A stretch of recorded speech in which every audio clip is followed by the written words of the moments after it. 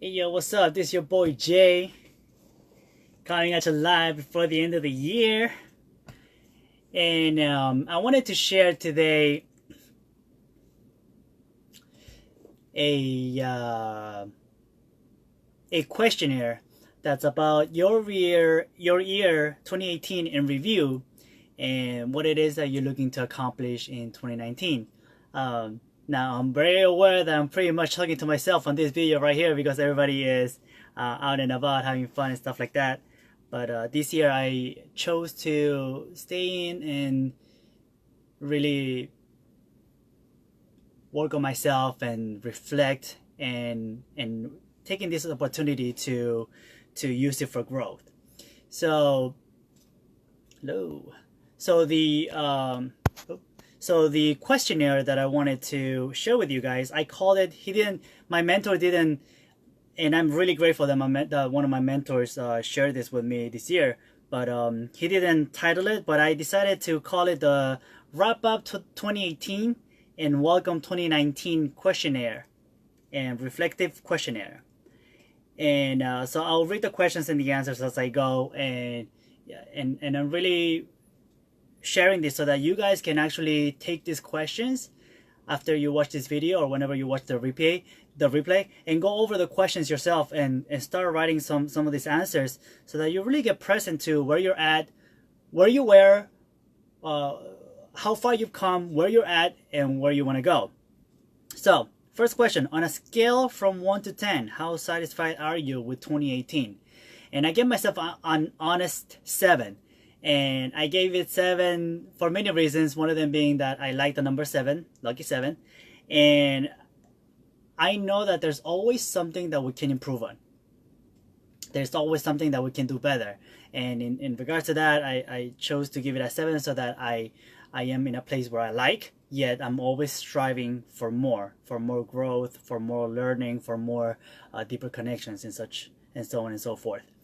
Now, what were the highlights of 2018? Well, the biggest highlight for 2018 is that I started to set goals and I really started to focus on achieving them. See, for me, setting goals was like, oh yeah, haha, that's my goal. But it was always like a someday, sometime thing. It was never like that's my goal, I'm gonna get it. And this year it's become like a real, tangible thing for some reason. It really landed on me. And as a result, I quit my job as of November 31st. I think my last day was actually November 30th, but I officially quit my job. And right now I'm in a leadership position on a team of high ticket closers, and we're looking to have a smashing, amazing 2019. And I am being mentored by Bob Proctor, who was like the best of the best when it comes to mentoring people on human potential. And he's somebody that's been doing it for 57 years. And he was mentored himself by some of the best in the business before that. Like, the lineage is crazy. Like, Earl Nightingale, Napoleon Hill, right? You get the picture. So very, very, very grateful, and definitely one of the biggest highlights for 2018. And what do I wish that I did more of? Well, I wish I did more of letting go of negativity and distractions, because what I'm really coming to realize is that as we move forward in life, we have this tendency of carrying over things, or kind of like we have a tendency of going on a day-to-day without really paying attention to things that are weighing us down in regards to negativity or distractions, and we're just kind of like go on autopilot, and we don't even know why we're doing certain things that we're doing, and so on and so forth. And in the name of being more aware and moving forward with more freedom and with a lighter heart, I wish I did more of letting go of negativity and more distractions, meaning that I wish I was more aware. Now, and I also wish that I did more of connecting deeply with people that believe in themselves and their vision. And what I mean with this is that at the end of the day, I think everybody I really do believe that everybody has something inside that they're holding on to and they haven't yet shown to the world. Yet it's available to all of us. Whatever it is that you're dreaming and envisioning, it's available for you, because I read a quote somewhere, I think it was in the Bible, that said that God wouldn't put a dream in your heart that you weren't able to achieve. So whatever it is, that urge, that thing that's pulling at you from inside, that's there for you to go out and achieve. And that may mean that you're gonna have to go through some challenges and some obstacles and stuff like that, but that's all for you to enjoy the process and the journey and make that journey even more worthwhile. And the reason why I want to connect with people that believe in themselves and their vision is because there is a certain characteristic to these people that really is contagious and is energizing, is invigorating. And the reason why I want to connect to them is also because I want to be somebody that gives off that same energy to other people as well. And I believe that I have started to do that in the latter half of this year. And what do I want more of in 2019? Well, I want to grow my reach and influence to positively impact more lives than ever. And I actually want to, for 2019, hey Catherine, I want to double the highest income that I've ever made. And that's gonna be roughly a little bit over 200. And to tell you the truth, I think I'm kind of undershooting that number a little bit. I believe that the things that I'm working on with the mentorship that I'm currently receiving, I can smash that number figure out of the water. Now, is it all about the numbers? You can say it is. Actually, I'm gonna be very blunt with this, because I take that as a measure of how much I've grown, how much I've applied everything that I'm learning and being mentored in, and I've taken it inside of me, and I put that energy out to really be somebody of influence, and somebody that's actually giving off a lot of positivity into the world. Because what I've learned lately is that money is a representation of how much service and how much and how well you've served others, right? One of my mentors says money is a representation of value created, right? That's another one. But what I'm really grateful for to all my mentors is that they're all giving me a new representation of how I look at money and what money really is, and because of that, I'm not as ashamed to talk about money as I used to before. Actually, I'm pretty shameless in talking about money. I think it's a natural and it's a great conversation to have. It gets your juices flowing in regards to how much money you want to make and all that stuff. And when you think about it in that way, it's like, okay, so then how can I create more value? How can I give more, right? Like, it's always about giving more than you get paid for, and it's not unfair. It's just that if you have a really giving heart and you're giving value to others and you're impacting their lives, your reward is natural, right? The next question was, what have been the 3 biggest challenges you faced this year? So number 1 was the decision to once and for all quit my job. That was a pretty big challenge, because being a pharmacist, I had a nice cushy 6-figure job. It was keeping me very comfortable, and I had to really own up to the fact that as comfortable as it is, it wasn't fulfilling me, so I had to let go. The second biggest challenge was losing business partners. And actually, losing business partners is not that bad, like, because you learn a lot. But the thing is, I didn't want to lose these business partners because they were my friends and they were people that I already had a really good relationship with, and I did not want my friendships to get tainted because of this lost business partnership. And I'm very grateful, because thankfully everybody that I onboarded as business partners, and later on we decided to go our separate ways, our our friendship remains, and I'm really blessed and grateful that I haven't lost people in my life just because business didn't work out. And does this mean that I'm never gonna do business with friends again? I don't think so. I think actually doing business with your friends is a beautiful thing. Is perhaps being a little more wiser about what strength each other brings to the table, so that you can actually benefit more intelligently, so to speak, right? And number three was moving on from groups and organizations I was a part of for many years. I am very active. I'm a social butterfly, so I like to attend associations and groups and events and meetings and organizations. And over the years, by being involved long enough in some of these groups, I had become an integral part of teams, and in certain groups I had gone up to be on a leadership position. And however, as I started to really get within myself and what I'm about and where I want to go, I realized that it was time for me to actually move away from some of those things I was holding on to, and really not cold-hearted, but really being like, okay, my journey here is done. That was my chapter, and now I'm ready for the next chapter and learn to move on. And so that was one of the big challenges, because like those organizations that I was a part of, I dedicated a lot of time and effort, and I met some great people, and I built some really solid relationships, and it was hard to let go of that. What fears have you overcome, and how?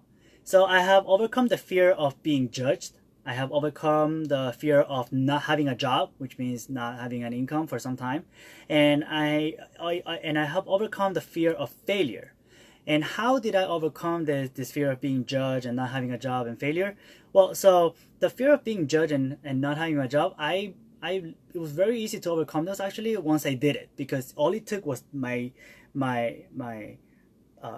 dogged determination and my decision to move on, and also having a clear goal and vision that completely propel me forward. So I'm not constantly looking back, thinking about the what ifs and what and what have nots and whatever. Like, you just look at where you're going, and that tunnel vision kind of makes the distractions go away when it comes to being afraid of being judged or not having a job or whatever, right? And the overcoming the fear of failure it was through my mentors, and I had to hear it from several different sources over and over again, until like something clicked in me, and it was like, there is no failure unless you quit. So once I really took it in my heart to get real and say, I'm gonna do this, and I'm not gonna quit until I'm not gonna quit, period, not until whatever. It's like, I'm not gonna quit, period, because I'm gonna go at it until it works. And that was because I reflected on my past, and I knew that everything that didn't work for me, it was because at one point I faced some challenges and I gave up, and I was busy on like trying to look for the easy way to do things or things like that. And it was all because of I liked maturity, I liked persistence, I liked character. And now that I've grown and matured, I know that once you really put something in your heart and you really go after it day in and day out, it's bound to happen, and you just have to keep going at it. So once that really like landed inside of me, it was very easy to overcome the fear of failure. What am I most proud of? I am most proud of getting real with myself, and actually grow some balls and go after what I really want in life, which is to be a medium of transfer of belief that we can achieve what we really want to achieve. You see, what I'm saying is that a lot of the times we play small, or we shortchange ourselves because we lack the belief that we can achieve what we really want to achieve. Whatever the reason is, it doesn't matter. It's just that what I'm saying over and over and over is that you have to believe in yourself before anybody else believes in you. Or sometimes, you know what, if you're really lucky, somebody else will believe in you more than you believe in yourself, and carry you with that belief until your belief in yourself grows, and that synergy propels you forward. And to quote one of the most famous quotes, I think it was Muhammad Ali that said that you have to believe that you're a champion before anybody else believes that you're a champion. And I can see how that belief in himself carried him all the way to greatness, right? To all the way to be considered one of the greatest of all time. Next one is, how did I love and take care of my mind, body, and soul? Well, I've immersed myself in personal development. That's something that I've never stopped ever since I started that. I think it was somewhere around 2010, 2011, I started to really go into personal development, and I haven't stopped. And all these years of reading books and going to seminars and all that stuff, it's really becoming a part of me. Like now, it's not something that I just go to receive sometimes. It's like everything that I've received now is like emanating from inside, and it's coming out with my own signature on it, and I really love that. And I loved and took care of myself, my body, mind, and soul, by seeking out mentorship and support. And the number one thing that I did is that I tuned into intuition.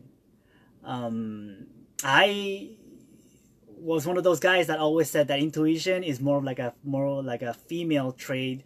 Not to be sexist, but what I'm saying is that I always believe that women are a lot more well tuned into their intuitions than men, because we're a little hard-headed and we just think that we know everything, but we don't, and all that stuff. So we get on our own way. And I always felt that women, when they get that hunch, that gut feeling, they're a lot better at allowing that gut feeling to come forth.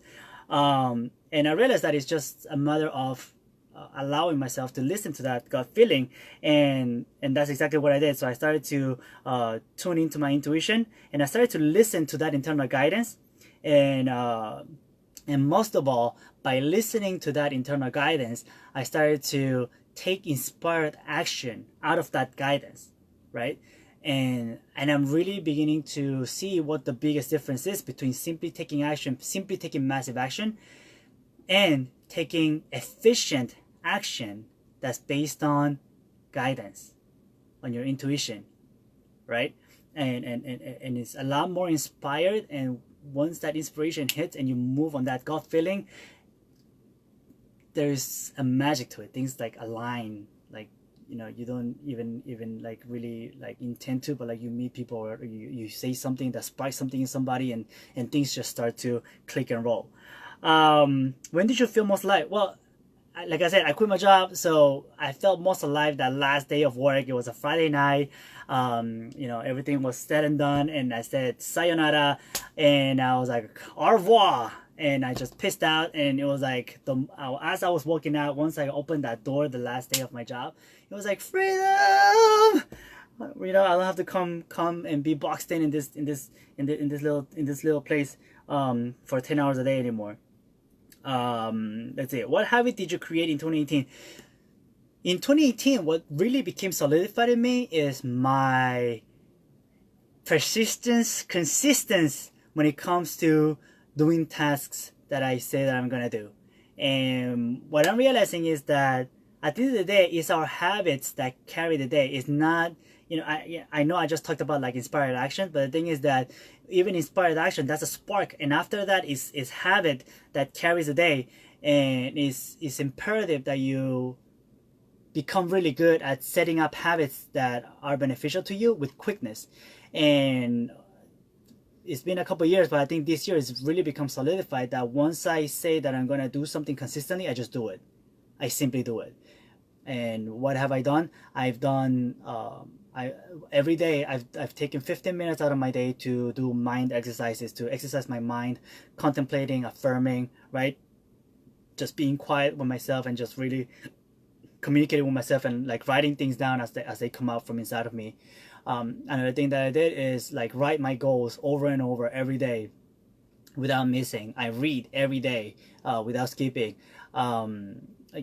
Before I injured myself, I was exercising literally every day. I was doing some type of exercise every day, and things like that. So I know that I solidified the simple fact that I'm very consistent and persistent at doing something. And what habit would I like to create in 2019? Well, by just going off of what I said about me being very persistent and consistent when it comes to my goals. I want to create the habit of success, because what I'm saying, like I said, if at the end of the day habits are what carry the day for you when it comes to performing tasks and producing results.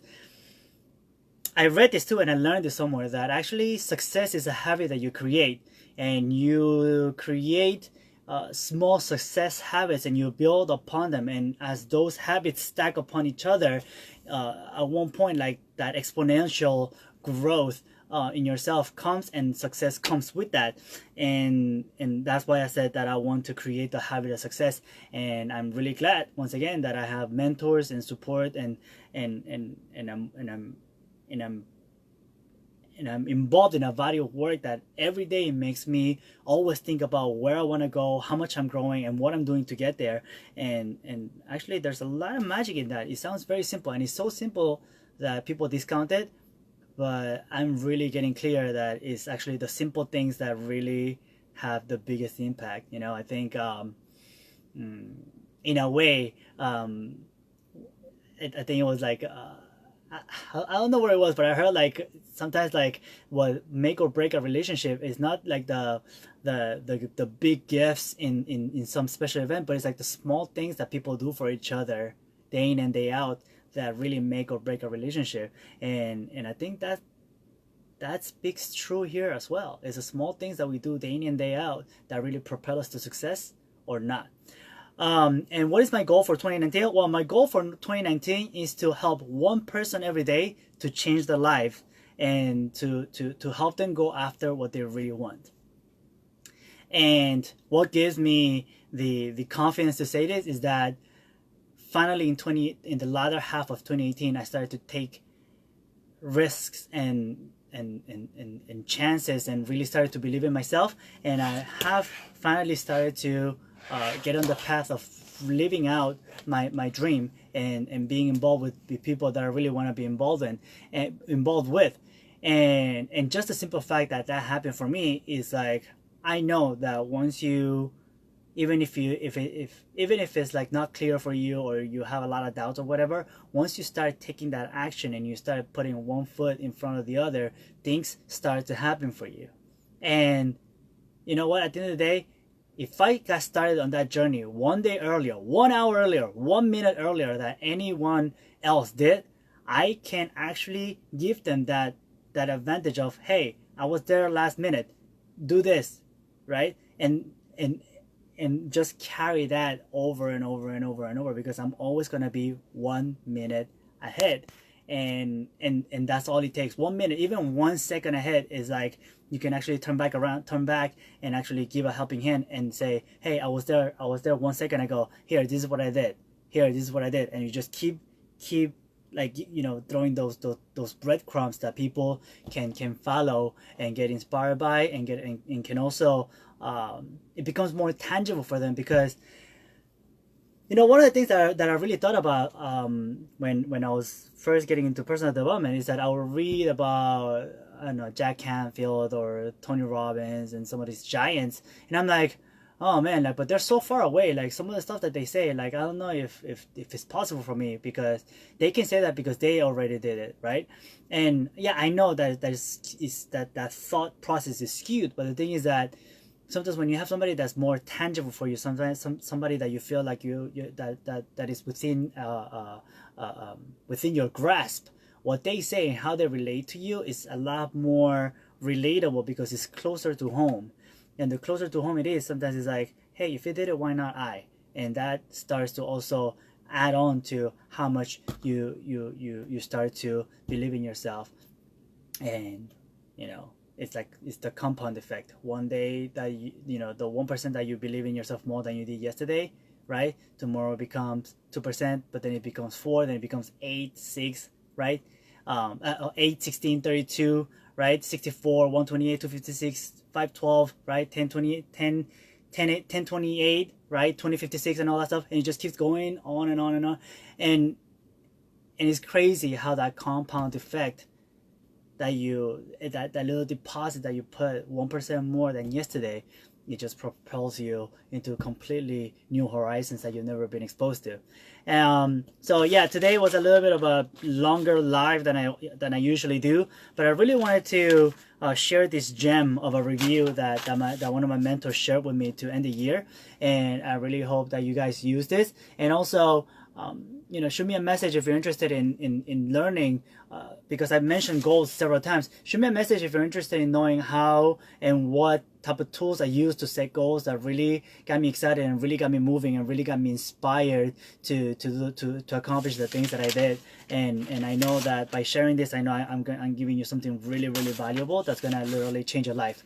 So with that, guys, Happy New Year! I wish all of you the best of the best for 2019. And I'm really blessed and grateful to be in your presence, and I'm glad I'm really blessed and grateful for the fact that you allow me to be a presence in your life.